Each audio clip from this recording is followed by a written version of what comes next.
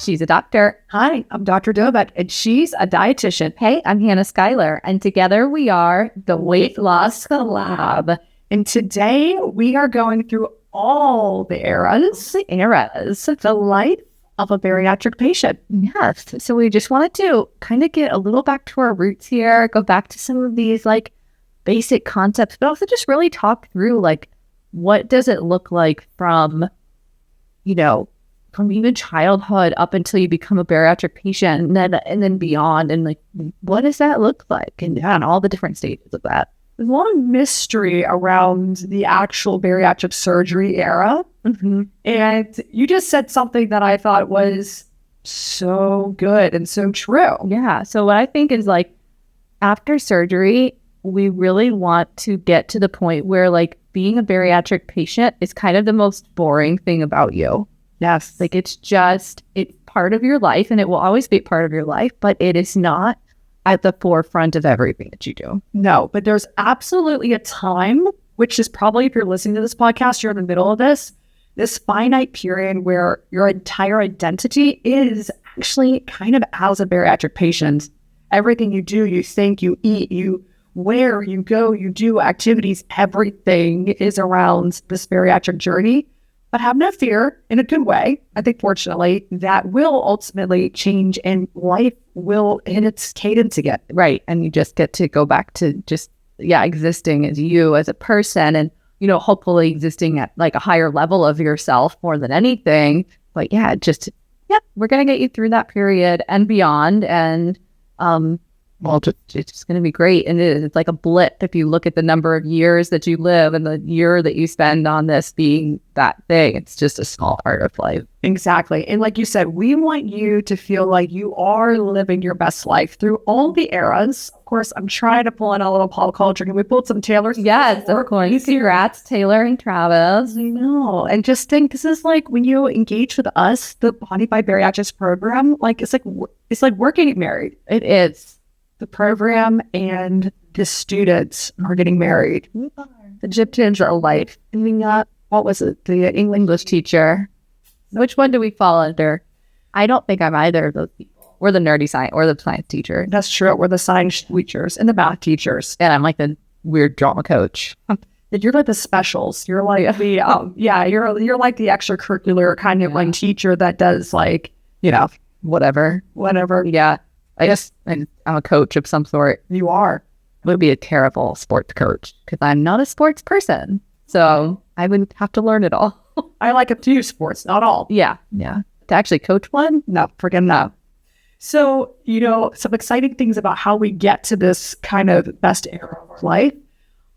We have some exciting news, and that is the Body by Mindset retreat is sold out. It is 100% at capacity, probably over capacity. I know, per usual, but we got to put out a post about that. But that is so exciting. Yes, I'm very excited. Coming up in a couple weeks here. Yeah, it's September 12th and 13th here. First night is at the Surgical Institute, and then on Saturday is the full day. But we've been really preparing for that. So we've been kind of in the trenches of thinking about mindset. So if you're listening, I hope this podcast has lots of value-packed tips so that you feel like no matter what era you're in, you are going to get something out of this. Well, let's kind of go all the way back to like, what's the first era of this? And, talking about this before we hopped on, like for some people, this really starts in childhood. Mm-hmm. I ask people this a lot of times when I have consults. I say, how long has, your weight been kind of an issue for you? How long has it been a concern? And I have a lot of people, I've talked about this before. It's like the age 9 seems to come up a lot, or maybe high school years, or sometimes even that early adulthood, kind of transitioning out of being a kid into an adult. But that's definitely a really common time that we see. I know. Some will joke and then they'll be, 53 years old. How long have you struggled with your weight? Since I was 50. Yeah, I came out. Yeah. Maybe I was a big baby and it kind of started that way. But I think you're right. I think that transition through puberty, a lot of times, so long we have recent podcasts where we talk about some of the hormonal imbalances, PCOS, some of the thyroid issues that kind of start to rear their heads around that. Like you said, it's actually a little bit before maybe when some traditionally think about puberty. It is that 9-year-old, 10-year-old. That's the first time you saw yourself as having a weight issue. Yeah. And I think it's also probably when you start to become more self-aware just in general as a person. So you're seeing that you have a body and you're seeing like, oh, I am in comparing to classmates and all of those types of things too probably starts to come in. And I would imagine that that's probably when medical professionals are starting to kind of weigh into things because you are entering that, puberty era. And it's like, okay, maybe they were a little chubby when they were 4 or 5. We're not going to necessarily intervene on a lot of those types of things. That might be too when they start to get that external message too of, we got to start to look at this as a problem. Exactly. It is that soundbite that kind of sticks with you from that pediatrician visit. That's, hey, your weight, you're off the chart. Look at these percentile. Look at how you compare. And then you just feel like, oh, and that does carry with you. People can remember these very specific moments when someone said something to them, whether it be a medical professional or even, of course, a family member. I hear all the time, like my dad was like, you better start running, girl, because you're looking a little chubby there. Are you sure you want to eat that extra ice cream tonight? And then all of a sudden it was always, treats and fun and, just ate. And you didn't think about nutrition. You weren't dieting and exercising. You weren't really even a big kid. Oh, yeah. You're a kid. You're living. Right. You're enjoying it. But then all of a sudden it's like, oh, this is now bad. This is now shameful. And this is now something I should not do because people are looking at it negatively. And I think that's very confusing, and it really does help set almost the tone and the foundation, the narrative kind of what your life might be like in those early moments. It is so impressionable. Yeah, absolutely. And I do think that we see that with people who say that it's like, I've been dieting for my whole life. Or I went to my first Weight Watchers meeting when I was 10 years old with my mom, or they see the parent that is going through the weight loss thing. And so they're brought along with them on that type of, and sometimes I think that there's ways to do it because, right, we're going to see patients that are parents and they want to know how do they break this cycle for their kids. And I think there's ways to do it that can be beneficial for the whole family. And then there's ways that historically have been done and it's not great. And it's not great for the mental health and it's not great for your self-esteem and all these different things that can really end up giving you also lifelong just poor relationship with food, and kids that are overly restricted, then binge, they hide eating, they do all sorts of other things. They're kids. Their brain isn't function, their brain isn't fully formed. So they're just learning all this stuff. So, I think that's obviously, again, I think a lot of people are going to are able to think back to those times and say, yep, I did that. And then maybe they get into sports in high school. And this is another big one that I hear of like, I played a lot of sports and I did. And maybe I leaned out in high school because I was just active and moving and just like, I remember vaguely remember those days of just like nonstop activity and you're growing, you're just getting taller, you're leaning out. And especially the boys, like they all just shot up and got tall and everything like that. But, and then you go and then you leave the house and maybe you go to work or maybe you go to school, to college or whatever it might be. And you stop playing that sport and you stop having that lifestyle of like, just moving all the time. Mm-hmm. And I think then that's another time that we do see people that are like, yep. And then my weight came back. Yeah. Like softball players. I hear those ones a lot of softball players. Yeah. Because I think that's a very inclusive sport in a certain way. So people who have struggled with their weight are able to kind of get into that sport as well. It supports them. It gets them the active lifestyle and then you stop. Yeah. And football players too. This is a very common thing with pro football players, like down the line, like they a lot of times struggle with their weight. Absolutely. Well, and it's just a part of what the sport is. And for football, we have bulking up, getting muscle, especially what position you played. Like you can see a body type. You can line up football players and kind of identify. Easily identify the kicker. Always. Yeah. Yes. O-line and D-line, I get confused because there's big guys on both of those. Yeah. I have no idea why. But yes. But yeah, so I think it plays in a lot of the different athletics and, even something like wrestling where they have those really strict guidelines. I remember my friends spitting in cups before meet, which is just horrifying. And it is. Yeah. But that also carries with them. It is. It's absolutely. So there's that kind of period. And then I think, so that's like a specific type of person. It's that like adolescent, has always struggled with their weight. And then of course there's people that were fine all through childhood. They grew up, life started to happen. And what's the biggest thing that happens to our women to cause the weight gain? Where to begin?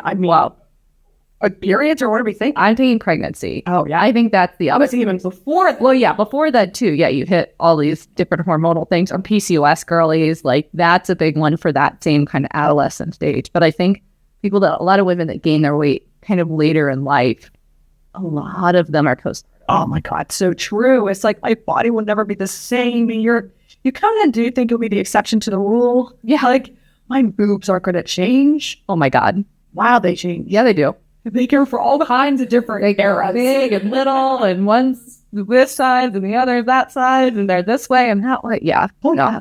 That's something special. And I do think even like before then, in terms of just like your life and your living in relationships, whether that be friendships, what type of, I mean, we've talked about this a lot about, oh, I'm happy, I'm in love, I'm going to eat, or I'm preparing for my wedding, so I'm going to restrict, or, I want to look good, I want to, it's just, I get comfortable. Like you hear all that sort of thing. And then pregnancy. Yeah. It's a huge one. A huge, very specific time frame. I gained 100 pounds of pregnancy. The only thing that made me feel okay and not nauseous was something high in sugar. Eating and drinking gallons of high C. Like I've heard like a lot of very specific types of sugary drinks just to try to get your hypoglycemic. I feel like your blood sugar swings are all over the place. So you got to compensate for that. Placenta's just really controlling everything there. Yeah. Horrible. So yes, I think that's another, but like you said, there's so much more into that, kind of where we're looking at the 20s, the 30s, even going, and then we'll move into really the next era, especially again for women, but 20s and 30s, we see those lifestyle changes. Again, your sedentary lifestyle sneaks in because we work, right? Yeah. And most people are working, sitting down, we obviously exceptions to that, but we're seated, and then we're driving home, we're cooking, like you just have the day-to-day of life, and you can only do so much with the hours that you're awake. Absolutely. And that line about everybody has the same 24 hours, like, I don't believe that. No. Because I don't have a chef or a nanny or a trainer or an assistant, I need these things. Can you learn this from me? I will. I'll put on my to-do list. Please do. Always, anything you need. Love that. I guess I do have childcare, we will say, and we're very appreciative of it. But, there's just like, not everybody has that luxury of making some of the changes. And then two people try the changes and they do put the time and the effort in and they don't work. And that I think is a point, that's that pre-contemplation shifting over to contemplation when you're like, I gotta do something. Yeah. Because whatever it was, whatever led to it, whatever time frame of your life or circumstances that led you to a point where you're like, I'm worried about myself. I don't like the way I feel. I have, again, lost my confidence, my mojo. I need to do something. And I have tried many, many things. Like you said, kids who are doing Weight Watchers. I've gone to the support groups. I've seen a dietitian sometimes. I've overhauled different things. Done all the medications. I've done the diet, the exercise. I'm working out 5 times a week, even though I don't really have time to do it. Yeah. So yeah, and then, but I think we're on the precipice of getting to that bariatric surgery stage. But I want to just talk one more phase of like the actual life cycle, and then again, specifically with women, is the menopause phase. Like, and I think luckily, I think we're actually finally getting some new research about this stage of life. Like, it seems like it's kind of on. Like, I get it. I mean, probably because I just get in my social media at this point, but like, people are actually starting to understand this a little bit more. But I mean, all of our women who are coming to us, so they're 47, and they're like, yep, the last 5 years have been just, I can't, I do all the things that I've done before to lose weight and they don't work. I know. Well, I am 44 and my entire feed is this: jokes, memes, educational facts, professionals, wannabes, whatever it is. I get it. And I do think that social media, for better or for worse, has done what you said, brought that to light, made people like, it's brought into the conversation. And I can tell you, like, yes, you're starting to feel changes. And, all those around me are in different eras. Like, we have this adorable Amber who's, in the dating phase of her 20s. And I'm just like, over your lot. It's how I just trying to like get through this. Yeah. But it's making me really, myself selfishly, but for like our patients too, like really look into this and like what role specifically do the hormones play, and how can we, even as a program that really just prides ourselves on being comprehensive, like how can I introduce that into our offerings as well? Right. Like where can that play into it? But again, I think all of this now brings us to, okay, so wherever you started, whatever your kind of first era was, whether it's been since childhood, since your early adulthood, in perimenopause, postpartum, whatever it might be, it has now brought you to the bariatric surgery era. Welcome. And so, so tell me about what do you hear when somebody sits down across from you for that visit? So I start every single one of our virtual initial consultations the same exact way. First off, I ask you, what name do you want to be called? Always. So your last name, nickname, or what's your preferred first name? Okay, got it. So then I say, what brings you here? Why are you here? Tell me about your struggles, what your goals are, and really just like why you're thinking about surgery and why not. So everybody they'll all say, like, I'm sure you hear this a million times. And it's almost like you don't have to feel like you have to apologize for like telling your story. Like, no, yours is in fact unique in how your perspective and just the different things and how you were raised and where you're at, wherever you are. Yeah. So a lot of people will then just, I think it is an emotional thing. And we talk about vulnerability a lot. It is a feeling of saying words that you don't often say out loud. I always think about that. Like, you think them a lot, obsessively. These are on your mind all the time because I can see the patterns in the way that people talk about it.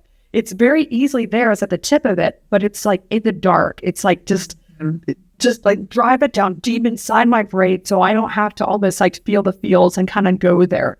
So when you start to like open up and express it, people at first are like, I don't know, I'm here because I need to lose weight. Sometimes they'll start like that too. And then I'll be like, well, what was it them? And they're like, kind of go deeper into that. Like, tell me about your health. Like, what are you thinking? And then they'll start to go for it. They'll kind of go, and I'm sure that you start your similarly. Yeah. And then it's the floodgates start to open, and it's like, whoa, well, they'll talk about the time it started. They'll talk about all this, the way they feel now, and just the limitations, like what I cannot do.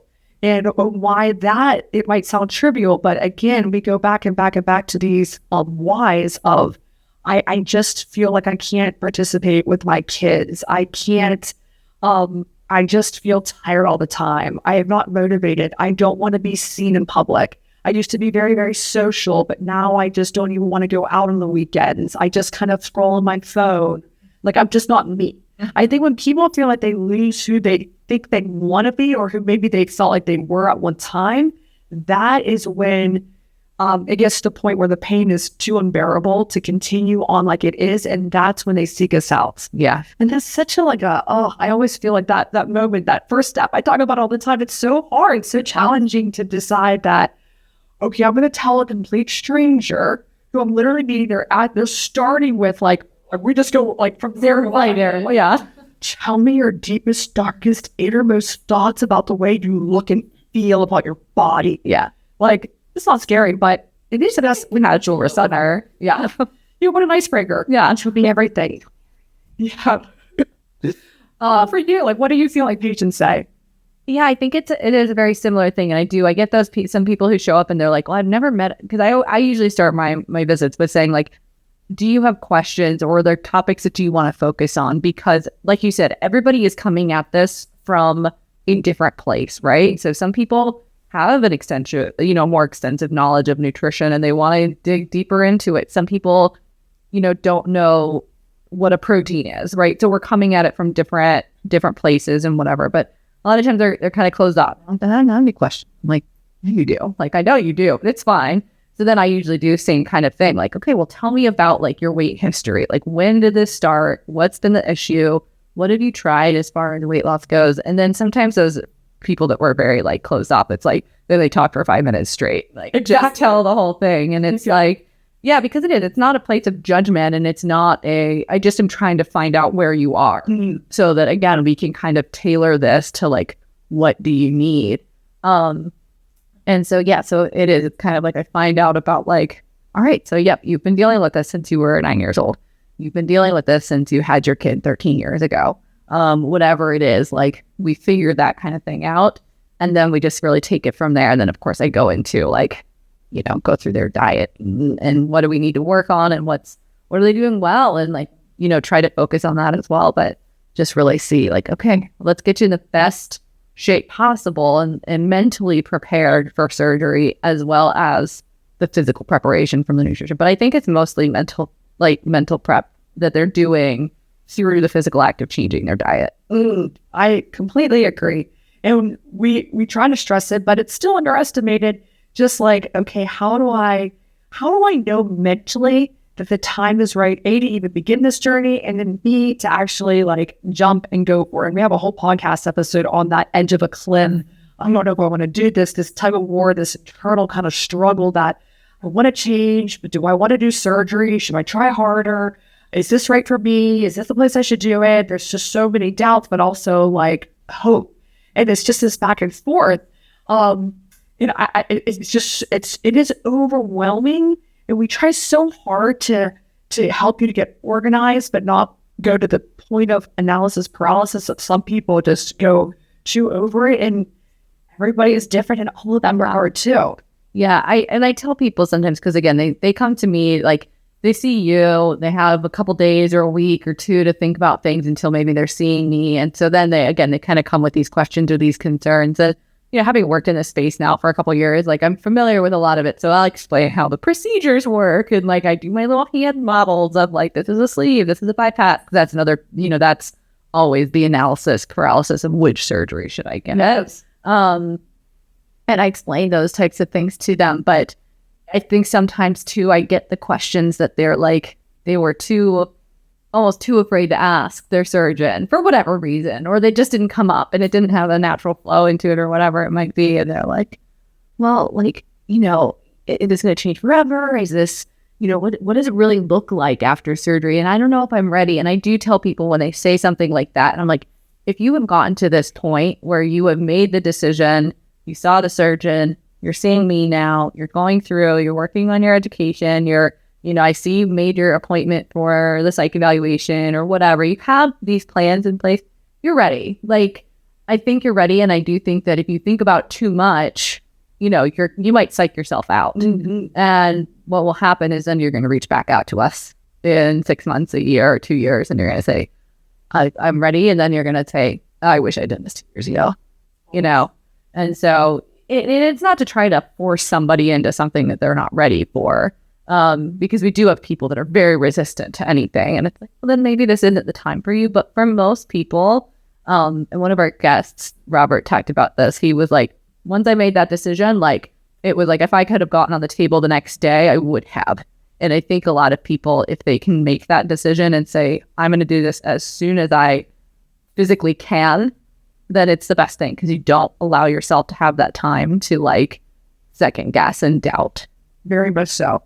I think the biggest doubt has to do with what you do, nutrition. Yeah. The number one thing is around, like you said, will I be normal? Will I eat normal? What is eating like? And they're so worried, which I get, like, yeah, I like food. I don't want to lose these certain things that are just important to me, seeing like relationships. I really do feel like people are so worried, not really even so much about like, oh, I really love strawberry ice cream. Mm-hmm. Like, I don't know if it's necessarily about the strawberry ice cream, or of course it's about the circumstance or the situation where you're eating the strawberry ice cream with your dad, or it's like a memory. And so, and that's, we talked a lot about that before on Graybo around like even her holiday headwork stuff that she does, and about the traditions and ultimately the culture, and just that food is a sexualized thing to do and eat and talk over, but you're still there. You're not losing those moments. You're not losing yourself because you can't eat the way that you did before. Mm-hmm. And food is important. I always tell people, like, people ask me, why did I become a dietitian? And it's like, because I like food. Like, ultimately, at the end of the day, I chose to be a nutrition major when I was in college. I think I've said this before, I was going to go into med school and ultimately decided not to. And it was like, it made sense. It was like, great, this is like a career that I can see, because there is just like that connection. And the other problem with food, or the other thing that makes food more challenging, is it's something that we do every single day. We eat multiple times a day, and it plays how we schedule our lives, right? Like, we're going to wake up, we have to prep breakfast. We have to, we're going to take a lunch break at some point in the middle of our work day. We're going to make dinner for our family. We're going to have dinner with friends, whatever it might be. And so like, it really almost sets the cadence for every single day as well. And so it is just such an important thing. And this is also why things like eating disorder recovery is very, very challenging, versus, not to say that they're not challenging, but like overcoming like a drug or an alcohol addiction or nicotine. Like, you can quit those things, right? You can quit cigarettes and you'll survive. Again, not downplaying that it's challenging, but you can't quit food. And I think that's the other thing. And there is a lack of nutrition knowledge as well. And I think that's something else that plays into a lot of this. And people just are one way about it, and they've always eaten this way, and this is what they can do, or it's what they can afford, or it's what fits within their lifestyle. People are busy. People are working long hours. They're working multiple jobs. They've got kids. They have obligations. And so food sometimes has to just be, what can we get? What's going to be the fastest, quickest thing that makes sense for us and we can afford. So have you seen on Netflix, there's this Biggest Loser documentary? I haven't watched it yet, but I should. I mean, I know a little bit about it from learning it in school and stuff. Like, we talked about Biggest Loser back then.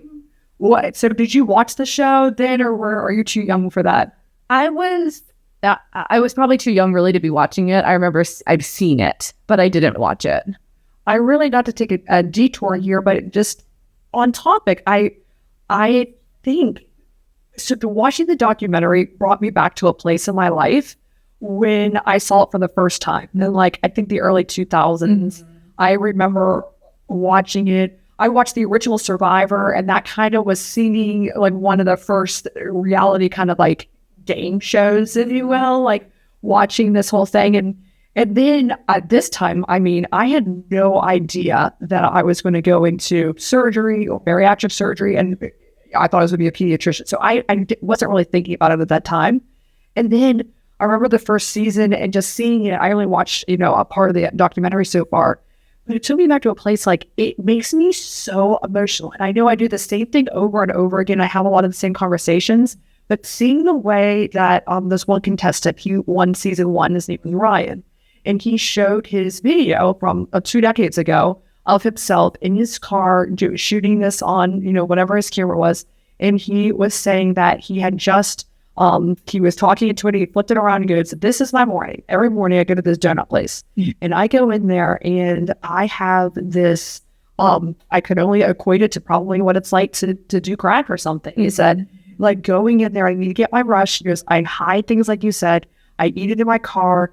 I have to do this. And when he was watching it, he was crying, and I was crying in it because I could just feel that he didn't want to be going to this donut shop. He doesn't want to do it, but he's doing it. And I think that getting through that ongoing thing in your preparation for this, not just, again, not to downplay what you do, it's so important. Like you said, all day, every day, you have to eat certain things. And we do give you a very, kind of a generalized diet that we would like you to follow, but I don't know, like, how do you get through to some of those habits or behaviors that have come? Yeah, I do think that it is. There is sometimes like a compulsion with things. And I also do think that some people have made some of those habits almost their personality. And so again, they feel like if they give them up, they're losing a part of themselves.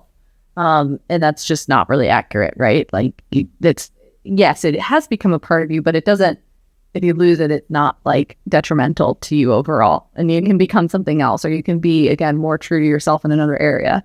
When it comes to something like that, like, the first step is, one, recognizing it. So I think if you recognize the behavior, you can, it's like we talk about the stages of change. It's like, all right, I recognize that I'm doing this. I want to change. Now, what are the steps to do that? I a lot of times talk to people about, like, find the lowest hanging fruit.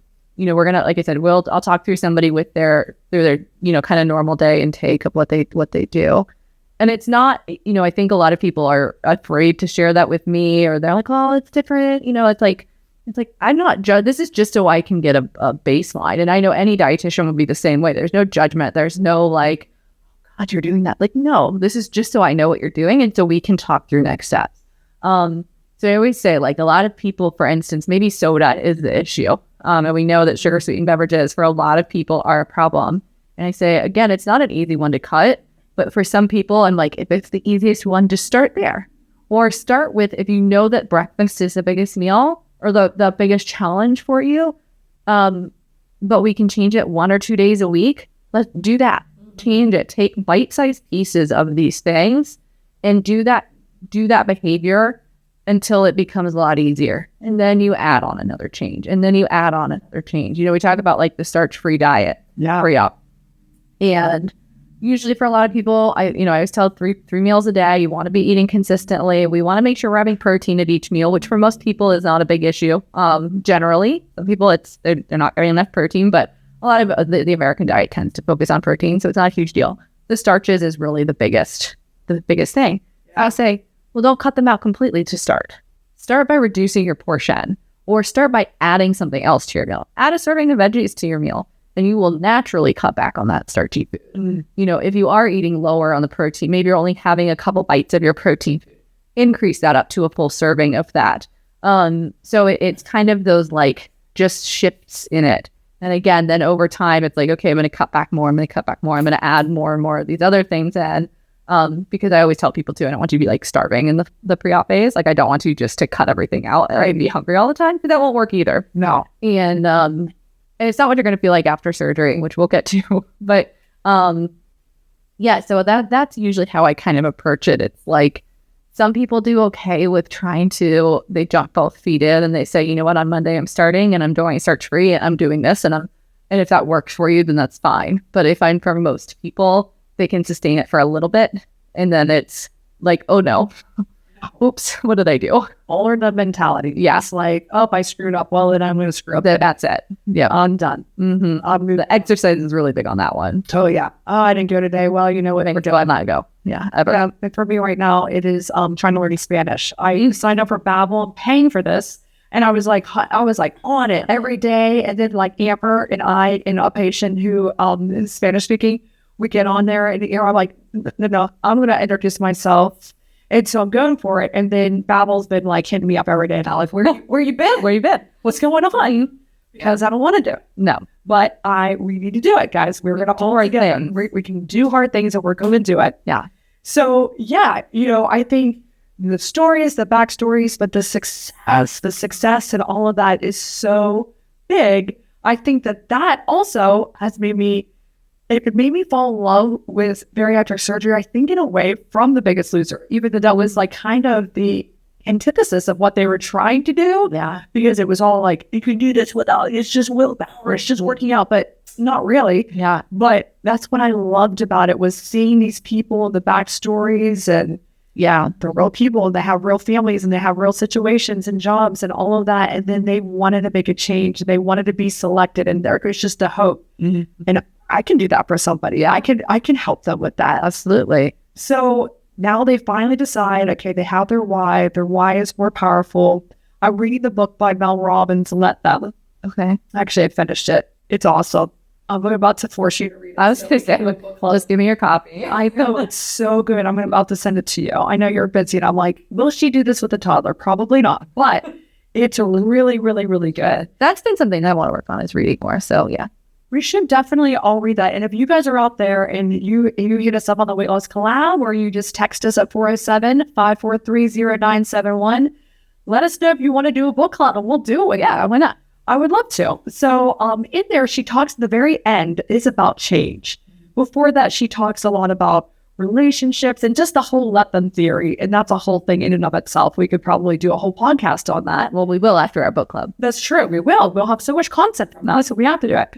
So at the end, she talks about people and change, and all of it comes down to she's done the research, and she's looked at all these different theories on it. And a lot of what, experts or just anecdotal evidence has shown is that people has to want it themselves. Like, I can't want this for you more than you want it for yourself, or that you have to come to that point.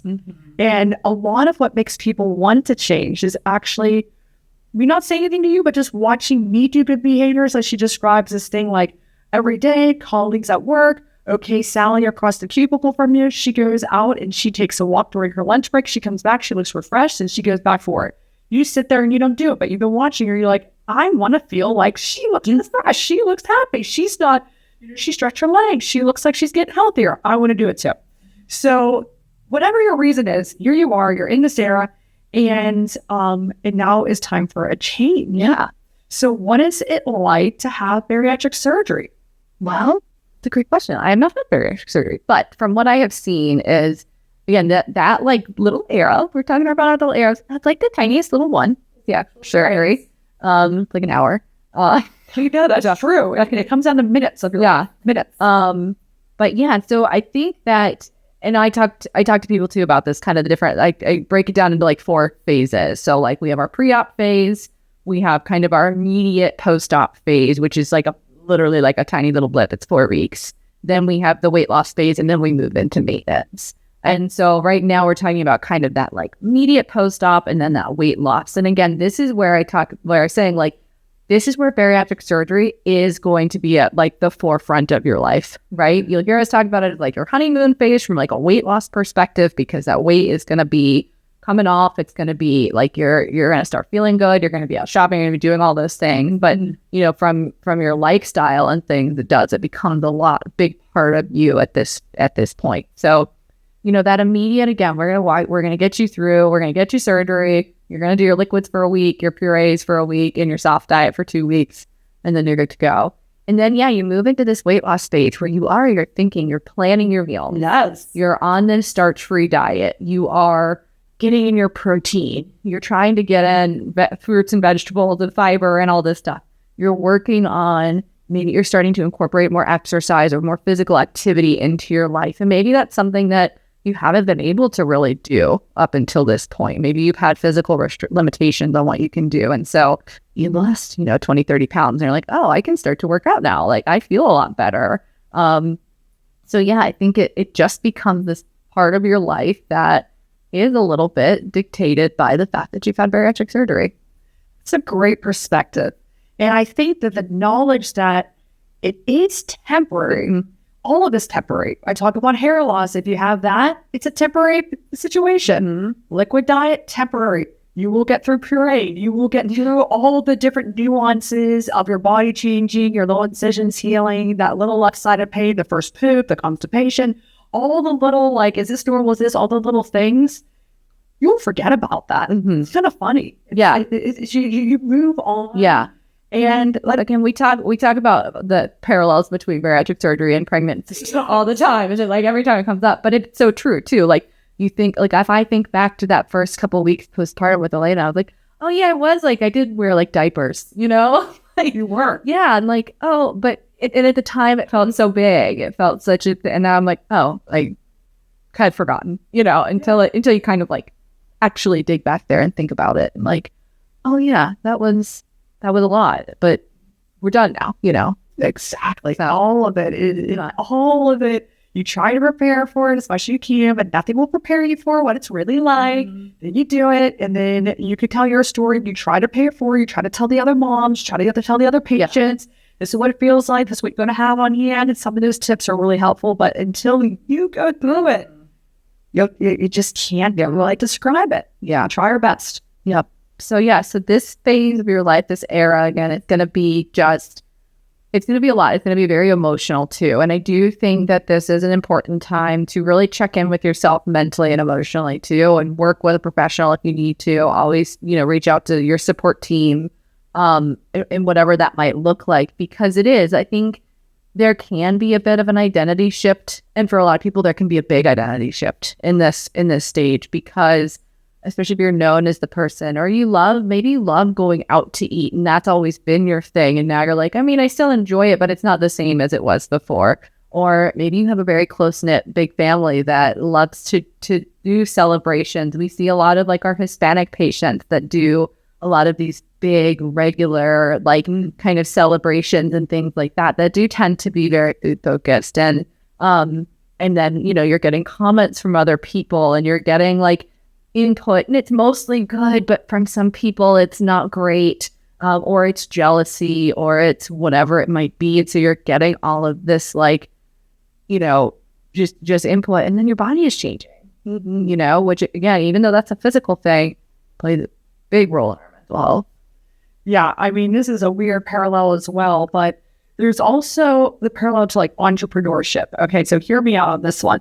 So I also get targeted on social media by a lot of these, you know, different things. And one of them was from Mr. Wonderful from the Shark Tank. And he was talking about his time working with Steve Jobs. And he was describing that there's like two different phenomena to forward progress.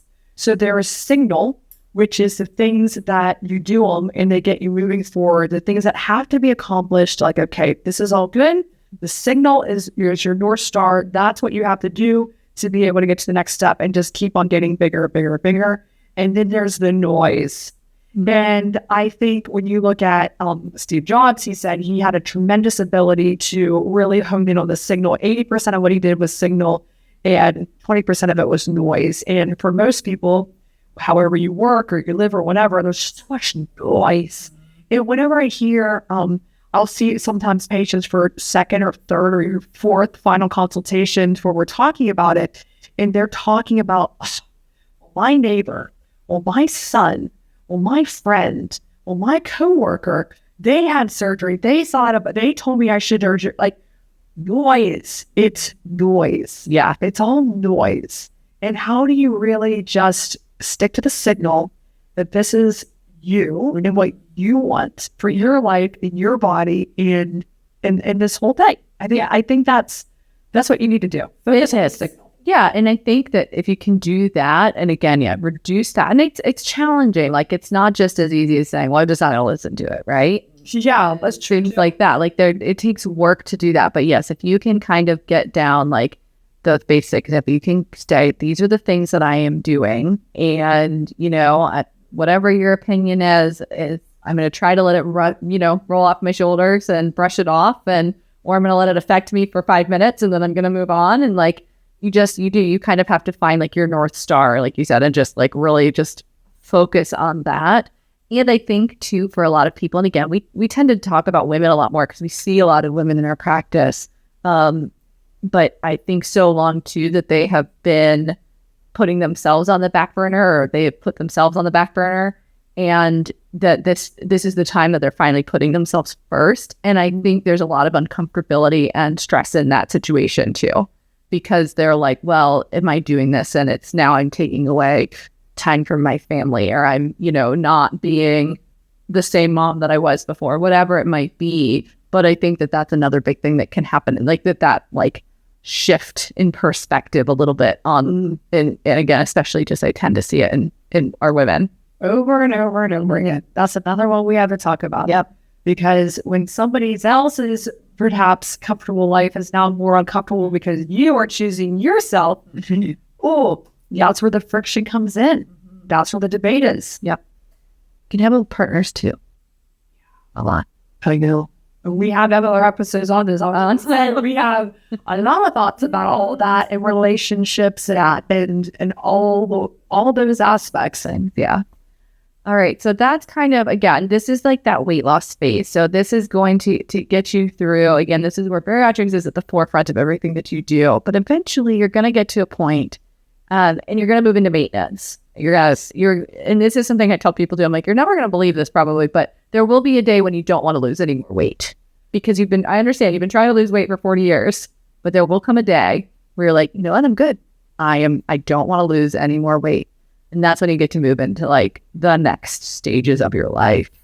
Or that, and if you have been, I've been overweight for 53 years, man, all of a sudden when it's like, I wake up and I'm not going to obsessively think about, I mean, you're still thinking about it, but it's like it's a different thing. Yeah. It will mess with your mind. We talk about maintenance all the time. Yeah. Maintenance is the hardest thing. It is. It is so bizarre, and there's body dysmorphia that comes with it, and there's feelings of almost it's almost like it's like you can't even, it's like hard to believe. It's almost impossible to believe that you did it. Mm-hmm. Did I act? But is it ever really finished? Do we ever really hit the buzzer? And I think that's the thing. We don't. No, you don't. It's never quite accomplished. That's why The Biggest Loser, why do I keep coming back to here? But The Biggest Loser was the reason why people were just, after the confetti goes off and you're on the big platform with a scale, Yeah. you lost 50% of your weight. You are the biggest loser winner. Congratulations. After all the lifestyle died down, then what? Right.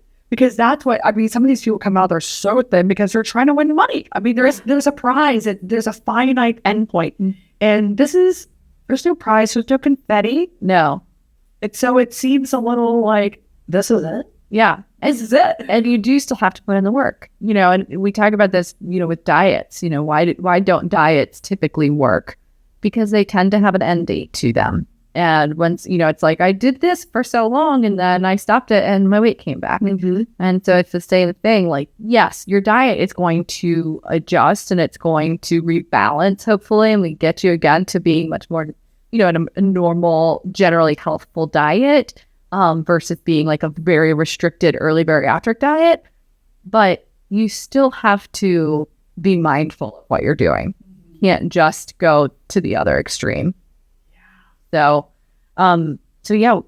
what does maintenance look like from my perspective? Again, as a dietitian, it's starting to find what is the intake that works for you to keep where you're happy and satisfied. And the hardest thing I think for people to do is always, they're going to start to increase their carbohydrates. And they've been like, I haven't eaten a starch in a year. Like, what am I going to? And it's like, it's okay. Those foods aren't bad for you. They're not, I don't like to use the words good and bad when it comes to food even. And they are just something that we know that early on isn't necessarily going to support your weight loss. So we're just going to come out. And so it's like, how do we work those things back into the diet at the appropriate level and frequency of them? That's super scary. Yeah, it is. People get really nervous. But then I think you work through that. You find what works well for you. You get to that place where it's like, it just becomes an autopilot, It does. And that's the goal. Like, I don't want you to think about this as being on a diet for the rest of your life. Like, yes, you have to pay attention to it, just like anybody who follows a general healthful lifestyle. You have to work at it every single day, but it doesn't necessarily mean that you have to feel overly restricted. You're following some set of rules. You're following some, exact number or anything like that. You're just finding what works for you that fits in your life. Yeah. And then there's always the last era. And it's not the last era, it's the start of an era. And that is the life sucks sometimes era. Yes. And that we have some relapse, or not even relapse, that's lame, but almost like, gosh, I loved it when I was at this weight and I was at maintenance, and then I did do some of these things and it was like a slippery slope, and I'm several years out and I need to get back on track, in air quotes. I need to, having a little bit of regain. So what do I do? So in that one, guess what? Spoiler, we got stuff for you too. And I think that era is where we really come in as your true kind of like companion on this journey for life, as we say. And we're like, we have resources, we have things that we can do to help you get right back on the ends. We see it over and over again. So that's exciting. So if you're out there like, I do miss the honeymoon. I don't care if it was only like a blip on my radar on the actual surgery. I want to go back to those days. Yeah. We can get you back there. Yeah. And I think, something else that happens too is that, you do. Life happens and it slips away from you. So I think that it is. It's like, just get back on track. Let's get back on the horse a little bit. Again, maybe we go fairly restrictive. We go back similar to early stages and we get back to that. And then again, we work back to that like balance and all that goodness. And then another thing that comes up as people move into that maintenance stage, they're like, oh my gosh, I can eat more. Yeah, you can. That's fine. My goal is not that you eat as little as possible for the rest of your life. Like, that is not the goal. It should be the goal of any bariatric surgeon or any bariatric dietitian. Like, because that ultimately will not serve you. So that's definitely just one of those things too. Like, yes, you're going to be able to eat, maybe not a full big old Thanksgiving Day plate, but you'll be able to eat much more normally in the long run. You will. You will enjoy life. We'll make sure of it. We'll get you to your goals. We'll keep you there and just forevermore. Yeah. And then you get to be like, again, the best version of this version of you. And that's where I think that maintenance phase allows you to really shine. It takes a lot of those things that maybe you perceived as what was your personality before surgery. People tell me this one, was I the fat, funny friend? Was I the guy who could out eat everybody? Was I, did I, but it's like, no, you don't have to live in that box anymore. And you get to say like, oh, I'm still the funny friend. Like, you can still be that funny person. You didn't lose that of yourself. You didn't lose all these other positive aspects of yourself. But you get to leave some of the less comfortable ones behind. Leave shape behind us. That's what we're going to be spending some time doing. Oh, goodness. Well, I'll tell you, my favorite era is this one right now. Yeah. Yeah. I love life now. And I think that's what I want for everybody, just to feel like I'm where I'm supposed to be at this moment in my life. And I have not really felt that way. I feel like I've been like unsettled. And I think your body and the way you feel about it is kind of right there with it. So I hope that for you, that what we do here is something that can help you to get to your best era as well. Exactly. Yeah. So if you're not there yet, and you're like, I want that. That's what we're here for. And that's what we do. Trying to get you back to living the best way you can. Exactly. And if you're still here with us on this podcast, I hope that you will attend our support groups. I hope that you will show up for all the different events that we do. I hope that you will join and follow and subscribe and do all the things, because honestly, it's just kind of like a daily reminder, like, don't let us go too far from you. Let us just keep that door open and be right there with you in your life at all times, on your phones, in person, wherever we are. We want to be that reminder that you always have us here, and that we're one big happy community of people just trying to get through. Yes. And that just really quick, that community piece. And that is definitely something to like tune in with the bariatric community, because there is so much support, and there are so many people that are in all these different eras that are in this. They're in the pre-op, they're new post-op, they're learning this, they're doing all the things.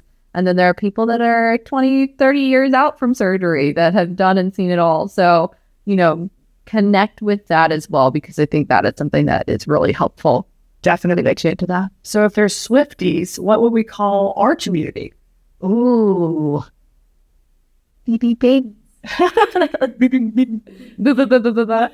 Besties, berries, something. Let us know what you want to be called, because we're clearly coming up with it on the spot. Yeah, I don't know.